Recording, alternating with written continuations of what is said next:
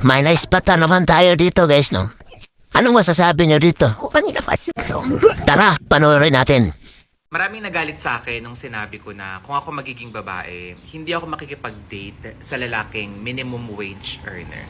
Lalong-lalo na sa Facebook. Hindi ko alam kung bakit nagalit sila. Sa akin naman yun. Para naman ho sa akin yun, di ba? Palagi ko tong sinasabi na mas okay nang maging single ka basta sustain mo yung sarili mo. Nabibili mo yung gusto mo, napupuntahan mo yung mga lugar na gusto mong puntahan, nakakakain ka sa kung saan mo gustong kumain.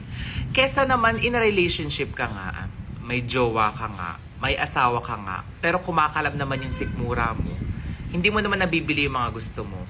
Hindi ka makapunta sa Watsons, hindi ka makapag-beach, makabili ng mga kung ano-anong gamit. Kasi iniisip mo yung gastusin nyo sa bahay ninyo.